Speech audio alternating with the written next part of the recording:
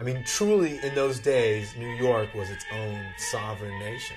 There was a lot of crime, and where there wasn't crime, there was fear of crime. There was a great deal of paranoia about crime. The trains were bombed up, inside and out. The city was selling entire buildings for $1.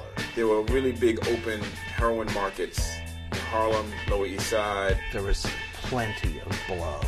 Oil crisis, inflation during the 70s. So that when Ford said, you know, drop dead, people outside New York and people inside New York understood exactly what the sentiment was. You're not part of America.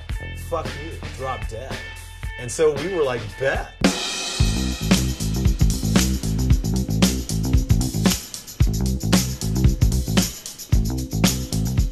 It was just a lot of creativity amidst all the civic chaos of the city. It seemed to be a new time, you know, it seemed to be a new era. While Uptown's starting to get involved in hip-hop, downtown is starting to get involved in their own thing. I mean, New York was the center of the art world then. We were like artists. We were conceptual artists. We were painters. We were sculptors. We were writers. We were filmmakers. We didn't know what we were. When you could attract the art crowd in downtown New York, you pretty much had a successful club on your hands. I mean, Studio 54 and the whole disco scene had pretty much run its course. But club culture had not died at all in New York.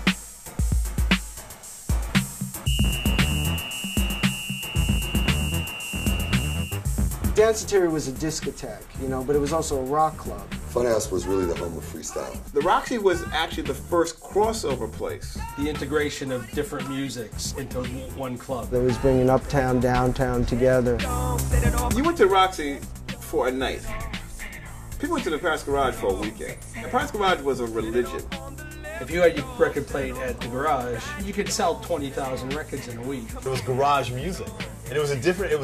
It was a new sound. There's a whole movement called electro boogie that came. There was a subset of this club music. B-boy music, break music. You know, in 1980 or 81, they didn't call it hip-hop yet. All these guys were making dance music using technology. Man Parrish, hip hop bebop. Strafe doing Set It Off. Planet Rock, you know, that was the birth of electro funk. That, of course, was a time when the Mud Club was going.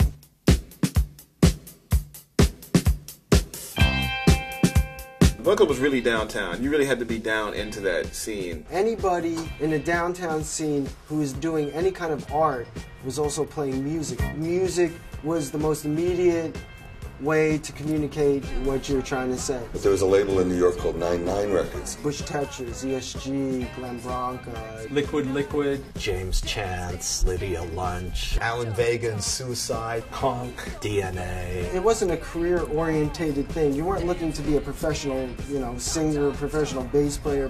You were looking just to do something interesting, something wild, just taking something and trying to make something out of nothing. The reason why that period was so magical, it was sort of the search for something new. Club culture, hip-hop culture, dance culture. You talk about all that shit that influences the globe right now, that shit all is here in New York.